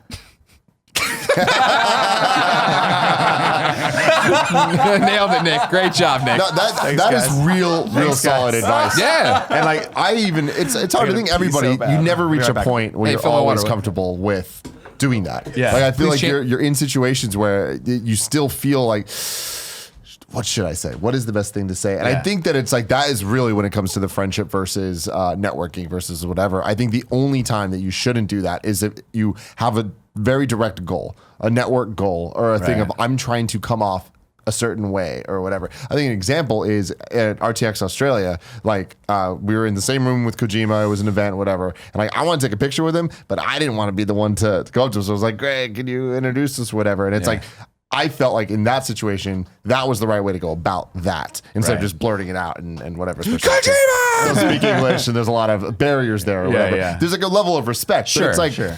But yeah, if it's just Mark Hamill and he just is there, Yeah. it's like, that is the most respectful thing Yeah. to do if you're gonna have a conversation. And how many times I'm sure you guys have experienced this too. How many times have you like read Twitter and where somebody's like, "Oh my God, I was just standing in line behind." Yeah, and I'm always like, why didn't you say something? Exactly. You just say, hey. And that's the other part that I realized too is because I've been the guy a million times where I'm like, I was standing behind the person, I didn't Yeah. say anything, and but I love it when someone says something to me. Yeah. I love it when they're like, "Hey Jeff, oh wow, hey man, how's it going?" Exactly. I love that. It makes me feel it's- awesome. The blurt is kind of an opposite feeling too, where it's Yeah. just like it's been happening a lot recently. I think because I've been hanging out in a lot of malls for some reason, and our fans are in malls a lot. Thanks, champ. I'll just be like, I'll be there, and all of a sudden, like, there's like, oh, Tim. You're Tim Gettys. And Yeah. I'm just like, yes, what's up, dude? Like, Yeah. I'm even more stoked than they are. Yeah, it feels great. Yeah. And Yeah. it's like, then there's that moment. It's like, cool. Hey, what are you up to? My favorite thing though is they're usually in groups and like they're the only person that knows who I am. Yeah. And that's when it's just that everyone else like, yeah. why are these guys so Yeah. excited to see Yeah. each other? And yeah, it's, It needs to happen in front of my wife more often. I always get the tweet of like, I was going to say something, but you were with your wife. I didn't want to bother you. I was like, Like, no, no, that's that's the when, perfect That's time. when you need to do it. yeah. I love it. Yeah, that for me, it's always I want it to happen with like my dad, who has Yeah. no real recollection of what we did. Now he has a better thing because it's happened in front of him, and Right. he's gotten to see me perform and do stuff. So, but that was always the thing, right? Of Right. like, no, do it because like the first time I ever, that sounds weird. One of the first times I ever got recognized going home to Chicago. The plane landed, and I had Portillo, and I was all like disjointed, getting him out from under the seat. And some ladies asked me a question, and the guy stood up in front of me, and got his bag, and he goes, "Holy shit, are you Greg Miller?" And I'm like, "Yeah," and he's like, "Oh," I don't know. It's like I got off the plane and told my dad that story, and it's like. Years later, he still talks about that story. And I'm like, well, Dad, I've been recognized a lot more since just that weird Southwest flight. But yeah, all right, sure, that's something. But that's there's something so genuine about that, and like trying to tie this back to the actual topic about like I want to be this person's friend or whatever. Yeah. Right. When I'm walking through Westfield Mall and there's a guy that's like, "Oh shit, Tim! Hey, dude! Oh man, I just was listening to you talk about whatever the Yeah. fuck hot dogs on this show." And we always go back to the hot dogs. You do. whenever I don't. I always do for the top. Anyway, we're talking about the hot dogs and whatever. And man, I think this whatever. And it's just like a quick moment. It doesn't go on too long. It's not like a fucking essay. Yeah. But it's like, oh cool, great. Have an essay. Walk away. I'm like, we just had a friendly conversation. Yep. You know, in the same way, like I had a conversation with you that I would have with if I ran into someone that I liked from high school. Right. Not one of the people I don't like from high school, and I'm kind of avoiding trying to see him and walk away. One of the people that I'm like, oh, we had good times in high school. How Yeah. are you doing? Oh, you're working here now. That's great. Cool. See you later. Yeah. You know, I'm like, that's legit. Yeah. That's the way to do it. I think that it feels good for everybody. Yeah. Tim, Yeah. what's your topic? So my topic is hidden talents. Now, the source of this is a late night TV show. I don't know what the fuck it's called. It's the one with the dude from the car karaoke. What, James Corden? Is that what it is? Corden? Yeah, Corden. Cordon Bleu, James Cordon Bleu. Corden. Whatever. Which, I by don't the know. way, that carpool karaoke is the most amazing thing that's ever made. It's pretty amazing. It's no revenge If body. you're not familiar with it, watch the Adele episode. I watched it twice because I love Adele so much. I didn't know I loved Adele that much until I watched that, and I was like, she is the coolest person on the planet. I want to be her friend. That's Have a you guys person I ever wanna be heard friends with. the thing that leaked online of Adele's like vocal track without any music behind it for Yeah. Hello? No. It's fucking amazing. Of course it is, It's 'cause like Adele's amazing. yeah, she is amazing. You're absolutely right. She's How, amazing. Anyway. you did- said that. You said that like you didn't believe it before you heard that track.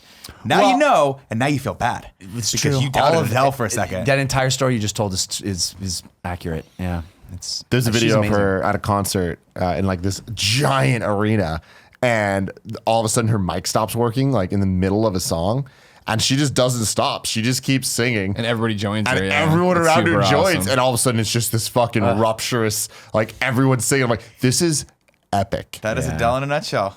Yeah, and I also love. This has been a game over, Greg. We're not going to be on top of that. I love that she. You guys have ever seen has Adele in a well? Mouth of steel. It's your turn. Adele can go to hell. Damn. No, I like her a lot. I like her a lot. Adele's Yeah, good. she had Adele Swell. Sorry. Adele Swell. I like that. That was the best one. That was Here, real quick. Hidden talents. No, real quick before we get into that, I need your help, Kevin. Can you go to the one? Hold on. All right, great. And then look at the camera. You want to do this for the fun? No, hold on. What is this for? And then I want the meme of "Don't ever talk to me or my son again." I want the meme text on that image. Screen cap it. Thank you. Yes, that's Hidden talents. Hidden. You're talents. watching Car James Cool. Corden. James Corden. There was a segment that he was doing where he would just bring random guests out and they would do their hidden talent. Sure. And I was like, all right, like how funny is this going to be? But what made it hilarious is you didn't know who was about to come out next and what they were going to do. And I was like, all right, is their hidden talents going to be a fucking bunch of bullshit, whatever. It And starts that's why off- we're going to announce Anthony Carbone.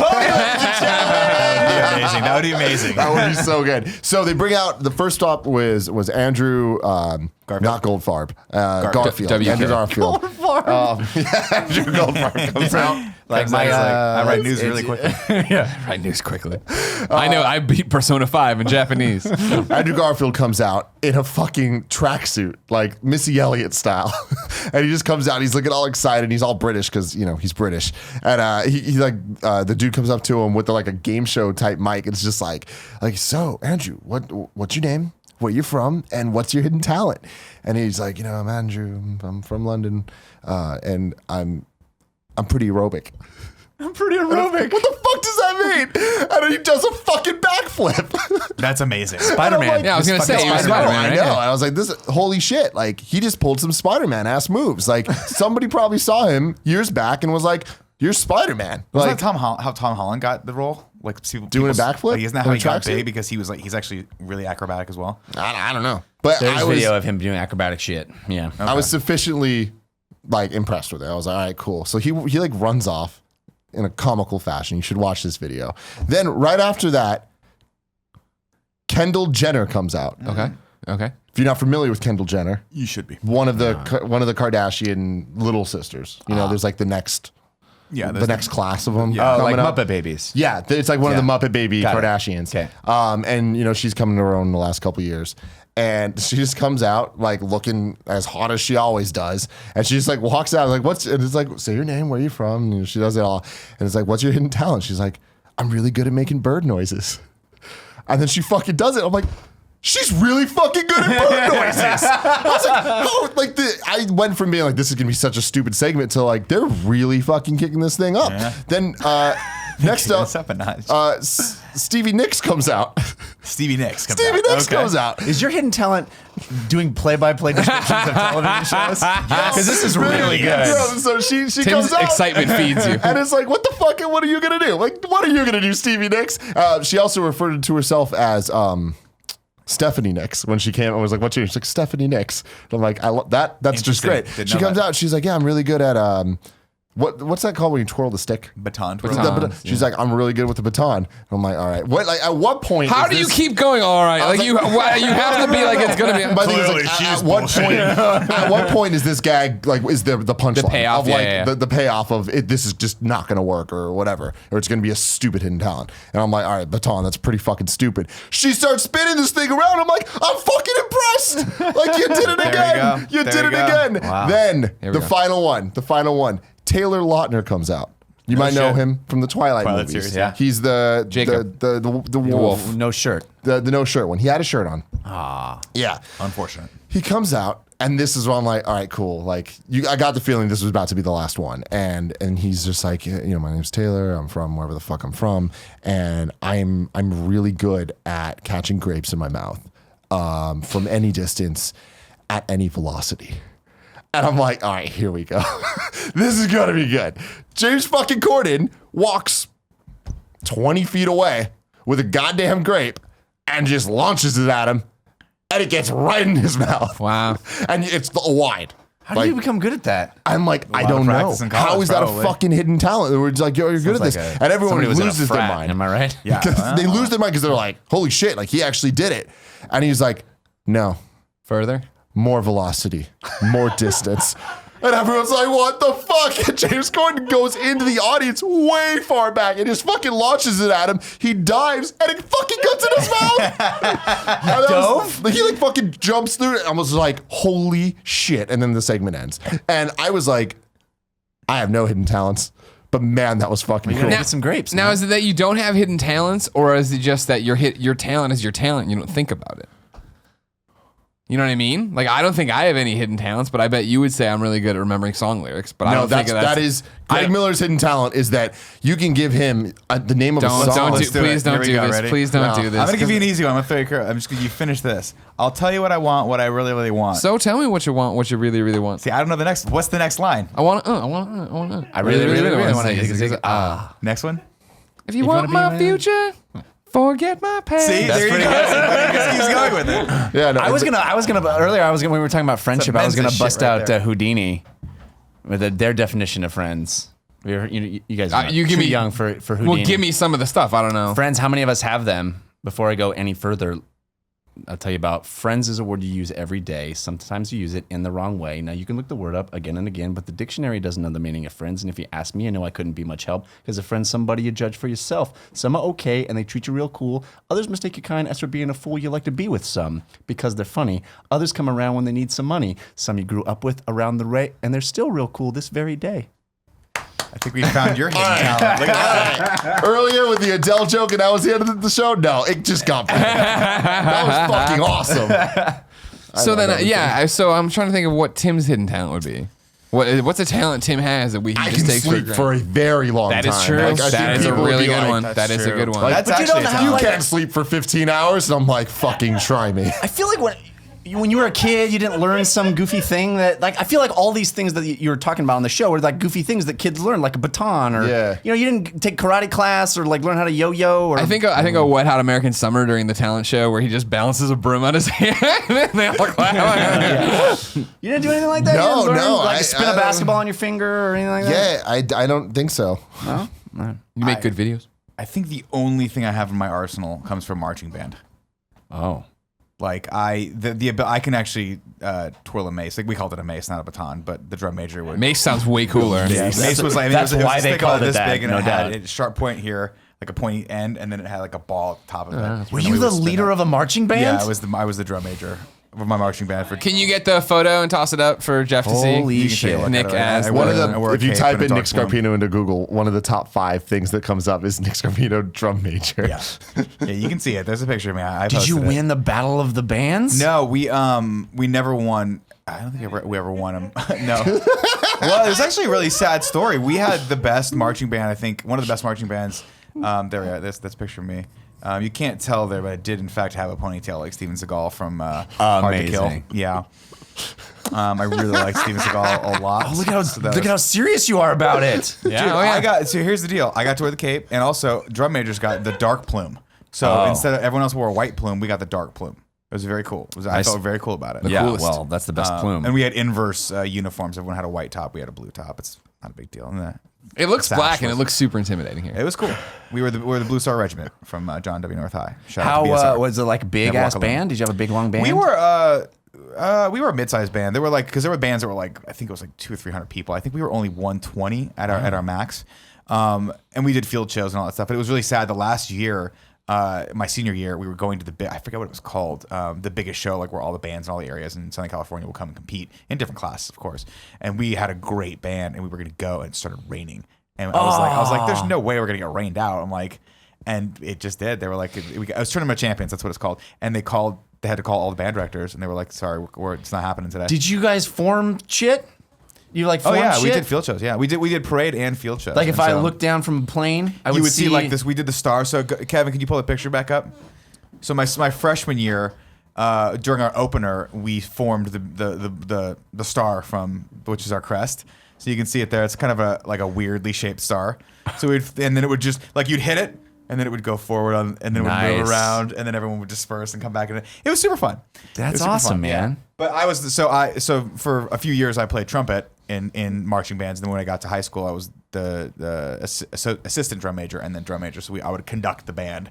Do you for have to field like shows. run for that position? How does Yeah, one I had get? to try out for it. I had to practice my mace skills and my conducting and And my didn't, calls and didn't they all that tell stuff. you straight up you're too fat? Yeah, no. So my band director, who I'm still friends with to this day because he's incredibly Stu. No, it's not Stu. Unfortunately, Stu was in band. Stu was the head of the drum line.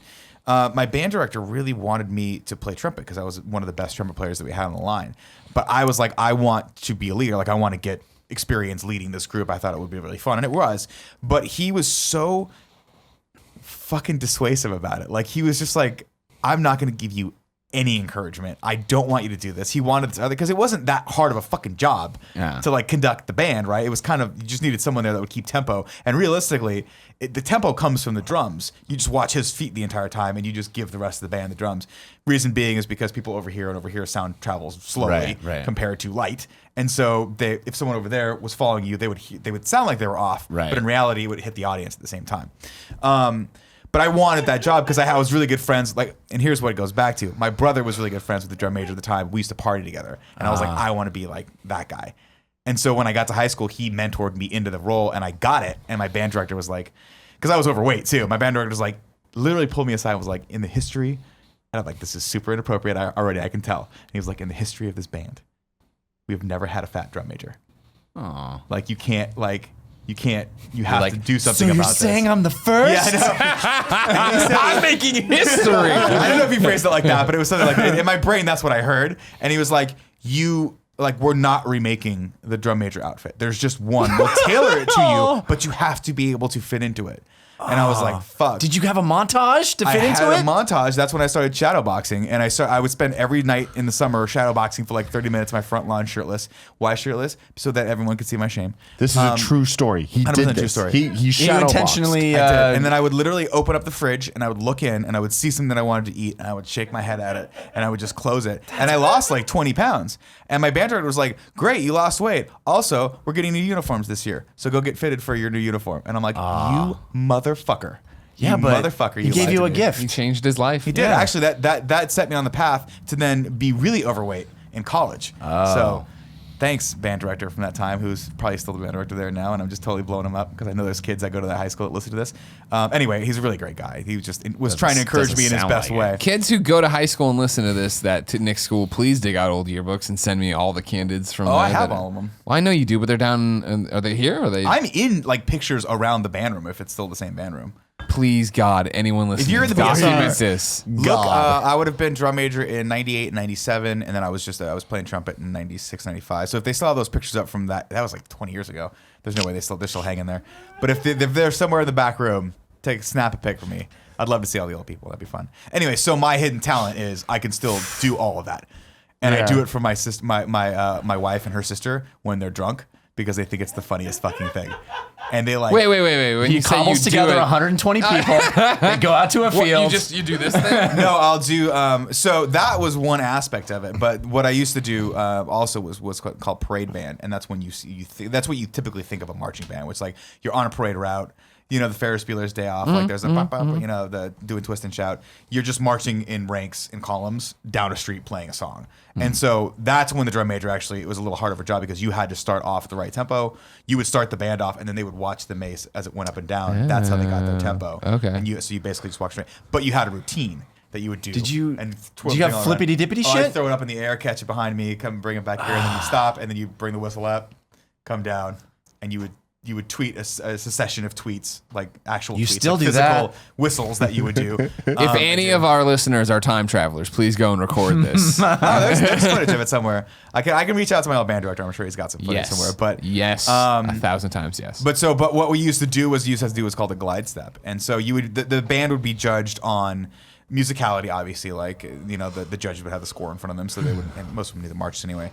But so they would judge you based on how well you played the music, but they would also judge you on how well you stayed in rank and form, and rank and file, excuse me, and also how little your head would bob. And so you had to master something called the glide step, which is you go heel and roll your foot so that your plumes, all the plumes just stayed like direct. Yes. Exactly. So I can still do that to this day. And You just glide through the thinks world. It's the funniest. That's why I have big calves, by the way, because everyone had like these gigantic, like Hulk-sized calves from it, because it would be just a calf workout constantly. And then like there would always be the one kid that didn't hydrate correctly, and so like midway through the march, he would cramp up, and you'd see him like, and they would point him out, or you'd see him on the field show, and then my band director would be like, "Who the fuck is that right there?" And like third flute over, and he goes, "It's me." He's like, "Drink more water, you fucking idiot." It's me. Because even you're in band, no one fucking cares. Oh my god. So anyway, amazing. that's Jeff, what are your hidden talents? You know what's really weird is I think all I am is a collection of hidden talents. I honestly, all those things that I listed off to you, like, can't you do this? There's like a summer when I just decided I wanted to collect those abilities. I can spin a basketball on my finger.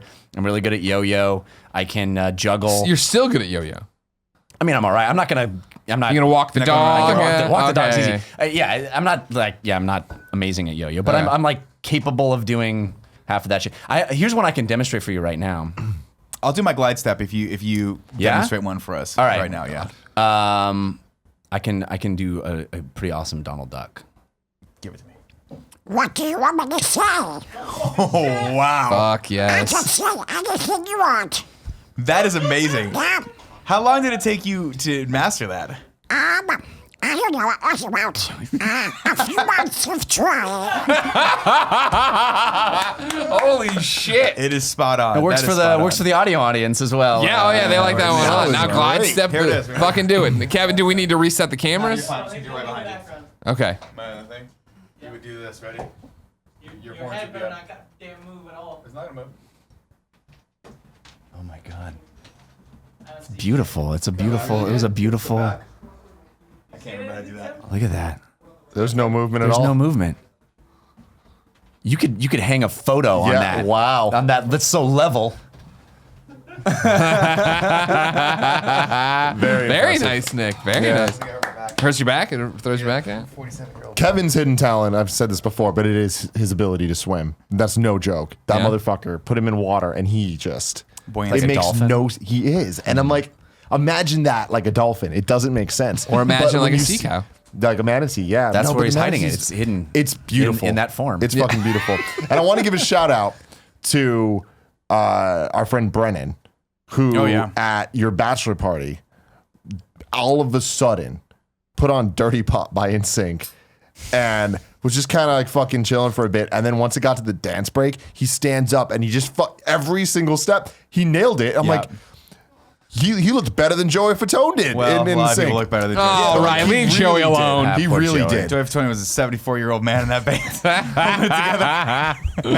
But yeah, I was very impressed by that. I would say that was one of the cooler hidden talents I've ever seen. But Brennan you can spent dance. that summer, gaining a bunch of mean- hidden talents. I think that's what my hidden talent is. I'm so good at not being able to do pretty much anything that requires doing. Well, the question- like I got Kevin to do things gotta do for it. me. The question becomes, as you are the youngest among us and you were raised a bit differently because of that, do you think the kind of I'm going to do a summer where I learn yo-yo and all these other weird things and juggling, is that something that's fading away for kids because now they're on their phones or on YouTube? And I'm not saying like, oh, these damn kids, but I remember when I had a yo-yo and I was never good at it, but when I was like you go to a flea market with your parents or some fair and you get this shitty ass wooden yo-yo, you're like, man, this sucks, but nothing else to do. I'm in the car with them. I got nothing else to do. That, you're sparking something in me. So I think it's just different nowadays. Like we have different skill sets that like you guys don't necessarily have because I grew up bored and figuring out other things.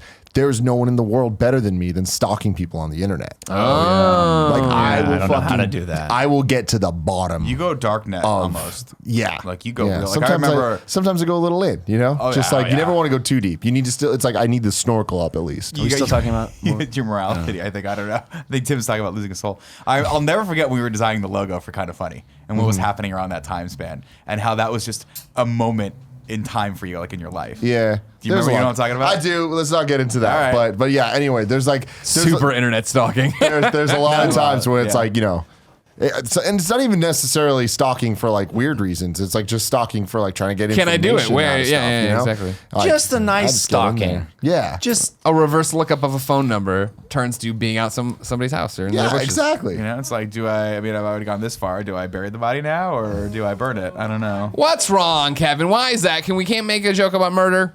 This man is the champion, Kevin. Show some respect. I like that you're on my side now.